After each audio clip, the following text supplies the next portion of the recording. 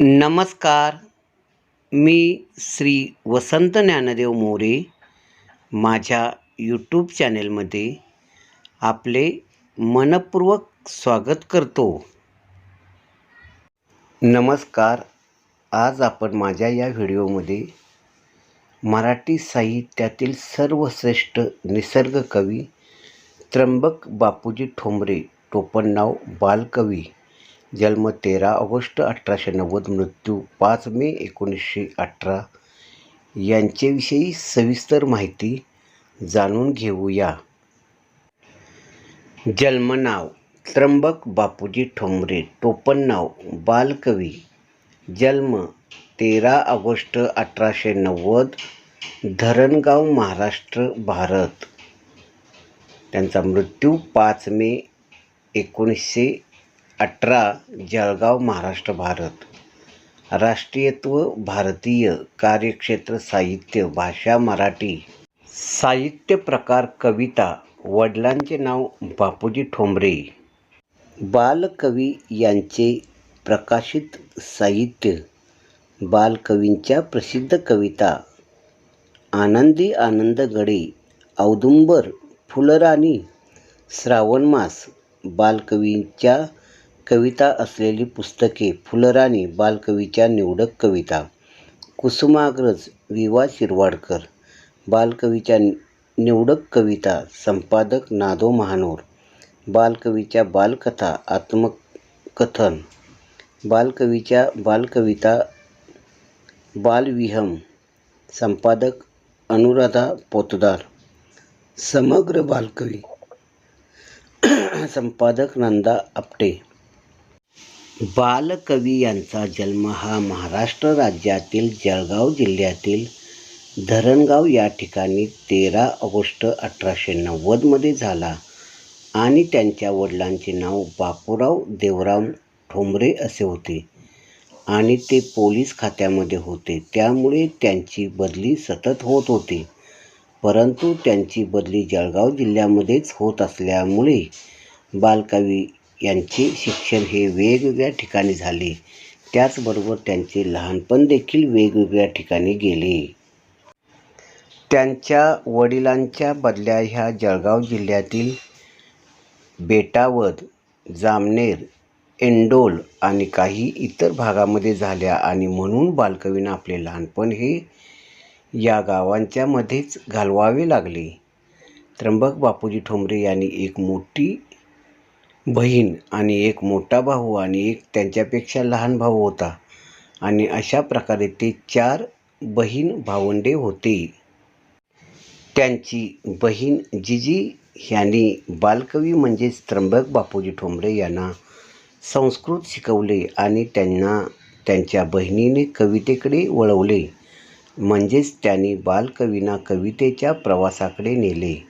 तसेच त्यांनी पुढे संस्कृतमध्ये प्रभुत्व मिळवण्यासाठी स्वतःहून अभ्यास केला. बालकवींनी वयाच्या 11व्या वर्षी त्यांची पहिली कविता लिहिली, परंतु त्याला कोणताही शीर्षक दिला नव्हता. परंतु पुढे जाऊन त्याला प्राध्यापक बी.एल. पाटणकर यांनी त्याला वन मुकुंद असा शीर्षक दिला. त्यांचे 2 भाऊ हे स्वातंत्र्य चळवळीमध्ये सक्रिय होते. त्यामुळे त्यांच्या घराची संपूर्ण जबाबदारी ही बालकवी यांच्यावर होती. त्यांच्या वडिलांच्या निधनानंतर त्यांच्या आईने त्यांचे लग्न करण्याचे ठरवले आणि त्यांनी त्र्यंबक बापूजी ठोंबरे यांचे लग्न पार्वतीबाई जोशी यांच्याशी लावून दिले.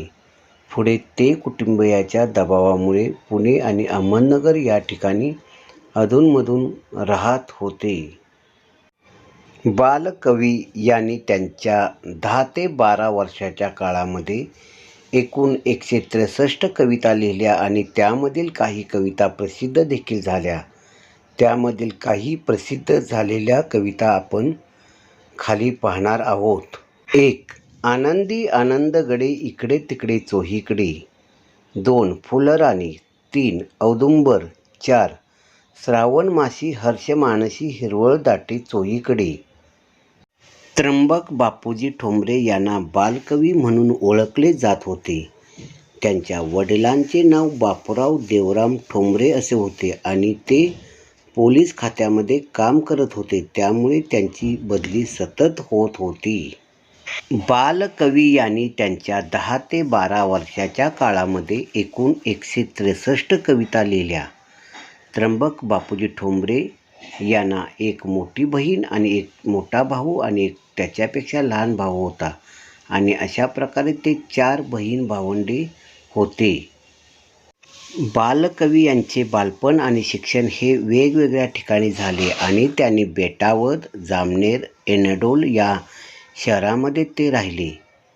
बालकवी म्हणजेच त्र्यंबक बापूजी ठोंबरे यांचा मृत्यू हा 5 मे 1918 मध्ये रेल्वेच्या रुळाखाली सापडून झाला.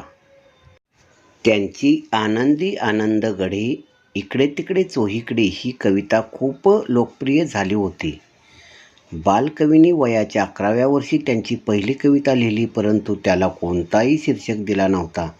परंतु पुढे जाऊन त्याला प्राध्यापक BL पाटणकर यांनी त्याला वनमुकुंद असा शीर्षक दिला होता. त्यांचे दोन्ही भाऊ स्वातंत्र्य चळवळीमध्ये सक्रिय होते, त्यामुळे त्या दोन्ही भावांचे घराकडे लक्ष कमी होते, त्यामुळे घर चालवण्याची जबाबदारी बालकवींच्यावर होती. बालकवी यांचा मृत्यू. बालकवी हे 1918च्या दरम्यान उन्हाळ्यामध्ये जिजींच्या म्हणजेच त्यांच्या बहिणीच्या मुलीच्या लग्नासाठी खानदेशातील भादली या ठिकाणी गेले होते. त्यावेळी त्यांना त्यांचे कविमित्र KM सोनाळकर यांचे पत्र आले आणि त्यांना भेटण्यासाठी बालकवी घाईघाईने रेल्वे स्टेशनकडे चालू लागले आणि त्यांचा पाय हा रुळाखाली अडकल्याने त्यांचा रेल्वेखाली मृत्यू झाला आणि तो दिवस 5 मे 1998 हा होता. म्हणजेच त्यांचे वयाच्या 28व्या वर्षी निधन झाले. त्यांनी त्यांच्या या अल्पशा आयुष्यामध्ये एकूण 163 कविता लिहिल्या.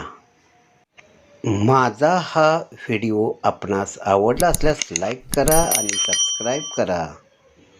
माझा हा व्हिडिओ आपण शेवटपर्यंत मनपूर्वक पाहिला त्याबद्दल धन्यवाद.